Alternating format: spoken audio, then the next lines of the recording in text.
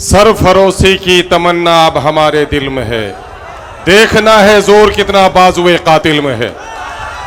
कि हम जिस मुल्क में रहते हैं ये मुल्क हिंदू मुस्लिम सिख ईसाई सब का मुल्क है, किसी एक के बाप की जागीर नहीं है। इस वजह से कोई अगर हम पर दस्तूर हिंद के खिलाफ कानून नाफिज करने की नापाक कोशिश करेगा तो हम इस मुल्क में लड़कर ही जमहूरी अंदाज में, आईनी अंदाज में, जिस तरह से मुल्क की सरहदों की हिफाजत के लिए गर्दन कटाना शहादत हम समझते हैं, ठीक उसी तरह से इस मुल्क के आईन को बचाने के लिए भी हम अपनी गर्दनों को कटाने के लिए तैयार हैं। इस मुल्क की आज़ादी के बाद कुछ दीवानों ने, कुछ पागलों ने, कुछ हिंदुस्तानी, कुछ पाकिस्तानियों ने मुल्क को बंटवारा कर दिया, लेकिन हमारे बाप दादा जो इस जमीन पे रहे, और मैं जनाबे बैरिस्टर असदुद्दीन अवैसी साहब के सामने में बड़े फख्र के साथ ये बात कहना चाहता हूं कि जिस वक्त मुल्क का बंटवारा हो रहा था, ये वह खित्ता था जिसको पाकिस्तान में शामिल करने की बड़ी कोशिश की जा रही थी। मैं मुबारकबाद पेश करता हूं और खिराज अकीदत पेश करता हूं अपने बुजुर्गों को कि हमारे बाप दादाओं ने उस वक्त इस मुल्क को सालिम रखने में कितनी बड़ी कुर्बानी दी। वो ये कि पाकिस्तान बना तो अपने वजूद से ही दो टुकड़ा हो गया, पूरब और पश्चिम का हो गया। अगर यह खित्ता सीमांचल का जरा करवट बदलता और आज के बांग्लादेश का हिस्सा बन गया होता तो मोदी जी, यह भारत भी दो टुकड़े होने से कोई नहीं बचा सकता। आसाम का इलाका अलग हो जाता। भारत को अगर टुकड़ा होने से किसी ने बचाया है तो सीमांचल के गय्यूर अवाम ने, यहाँ के मुसलमानों ने बचाया है, आपके खानदान के लोगों ने नहीं बचाया है। उसके बावजूद भी अमित शाह आते हैं और यह कहते हैं कि मुसलमानों की बड़ी आबादी है, और भाजपा के वो लोग जिनको हमारे पंचायत नुमाइंदगान ने दूध पिलाकर खैरात के नाम पर वोट देकर अपना पेशवा बनाया, इन बेगैरतों को पूछना चाहिए कि आखिर अमित शाह के कान में इस इलाके के मुसलमानों के खिलाफ, इस इलाके के हिंदुओं की मोहब्बत के खिलाफ, इस मुल्क के इस खित्ते में गंगा जमनी तहजीब के खिलाफ अगर कान भरने का काम किया है तो इन्हीं मुखियाओं के वोट ने किया है, इन्हीं पंचायत सदस्यों के वोट ने किया है। मेरे भाई, अपने दरमियान में बेगैरत पैदा करो। जिस्म बेचने वाली औरत तवायफ नहीं होती है, 70 तवायफों से ज्यादा गुनहगार वो होता है जो जमीर का सौदागर होता है। इसलिए जमीर को मत बेचो। मैं गय्यूर नौजवानों, मैं तुम्हारी आंखों में जो अंगारा देख रहा हूं, जो अंगारे देख रहा हूं, जो तुम्हारी पेशानी में इनकलाब की लकीरें देख रहा हूं, मुझे यकीन हो गया है कि मोदी खुद ही उल्टा लटक जाएगा, लेकिन हिंदुस्तान के संविधान को कभी पारा पारा नहीं कर सकेगा। इसलिए कि हिंदुस्तान में गंगा जमनी तहजीबें भी बाकी है। आप जानते हैं ये मामला सिर्फ मुसलमानों का है, ये मुसलमानों का मामला सिर्फ नहीं है, ये हिंदुस्तान के दलितों का मामला है, हिंदुस्तान की दूसरी अकलियतों का मामला है।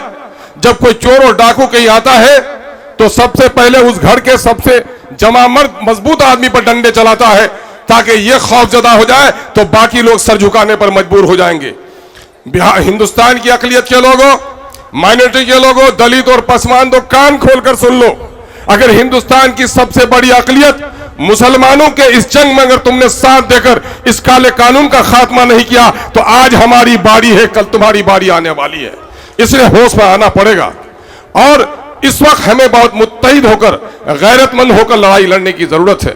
बिहार के इस खित्ते में कभी मौलाना मोहम्मद वली रहमानी साहब नव्वरल्लाह मरकदहू ने एक इनकलाबी जुमला किशनगंज की सरजमीन में कहा था। क्या कहा था?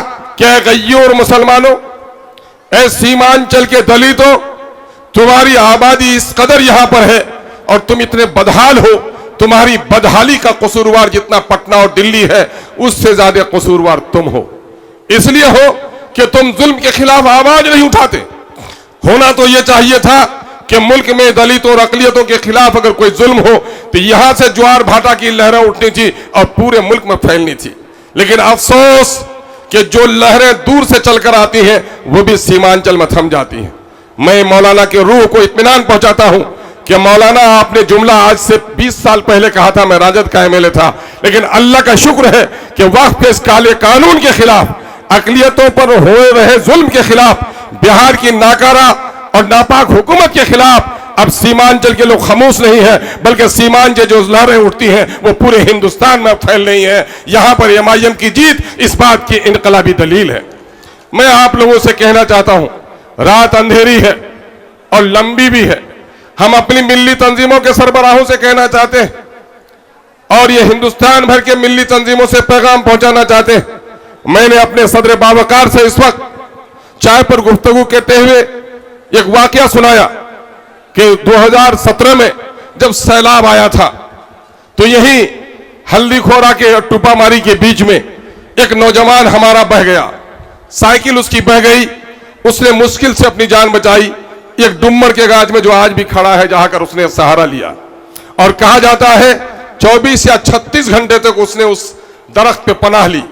वो बताता है कि जिस दरख्त में मैं था वहां पर रंग बिरंग के अलग अलग 50 किस्म के सांप थे, लेकिन हर सांप सहमा हुआ था, कोई किसी को डंक नहीं मार रहा था।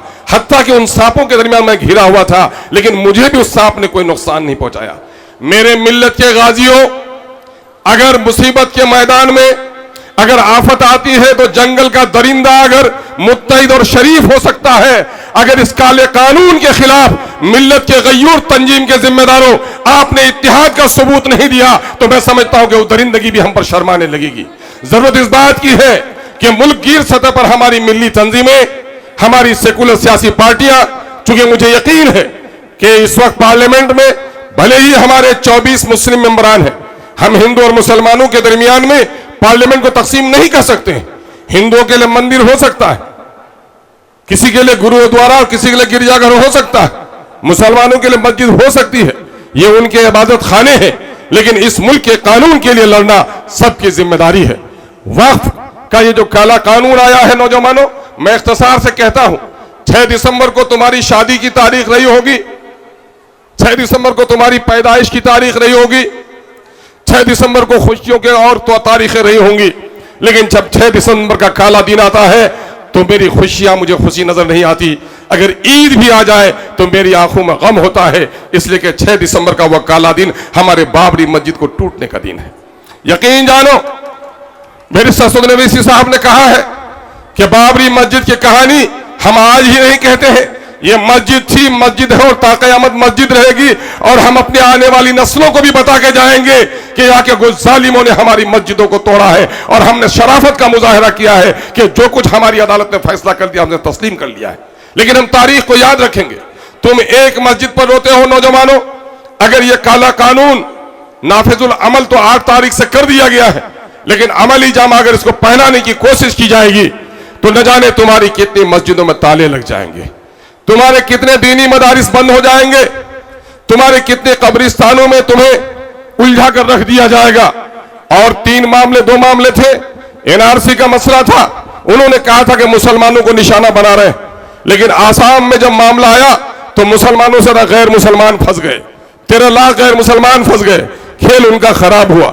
फिर उसने कहा तलाक बिल को मामला लाते हैं, अपने घर की बहू बेटी और बीवी के साथ जो इंसाफ न कर सके, गांव के दूसरे बहू बेटी की पंचायती में बेशर्म को नहीं बोलना चाहिए। मेरे भाइयों, हमारे तलाक के नाम पर उन्होंने हमारी शरीयत पर हमला किया, लेकिन मैं मुबारकबाद देता हूं अपने उन लोगों को जो शरीयत का एहतराम करते हैं। इन्होंने कह दिया मोदी तुम्हारा कानून सलामत रहे, तुम्हारा कानून अदालतों की चहारदीवारियों में घिरा हुआ रहे। हम तो कलमागो हैं और हमारा यकीन है कि अल्लाह की उतारी हुई आयतों के साथ जो छेड़छाड़ करता है, जो फैसला नहीं करता, वही मुनाफिक है, वही कुफ्र करता है। हम अपनी शरीयत की पासदारी करेंगे, हम अपने मुफ्ती और आलिम से अपने निकाह के तलाक के झगड़े तय करेंगे, मोदी तुम्हारे पास नहीं जाएंगे। मोदी ने जब देखा ये खेल भी खराब हुआ और मोदी सब जगह नाकाम हुआ, 15 लाख की जगह 15 पैसे नहीं दे सके, करोड़ों को नौकरी देने के वादे के नाम पर उसने पकौड़ा बेचने को नौकरी करार दे दिया। और उन्होंने महंगाई के नाम पर, पहले यही शख्स कहता था कि रुपए की कीमत घटती है तो देश की आबरू गिरवी रख जाती है, और आज देश की आबरू को उसने वहां गिरवी दिया कि तारीख में डॉलर के मुकाबले में पैसे की कीमत, रुपए की कीमत इतनी नहीं गिरी थी।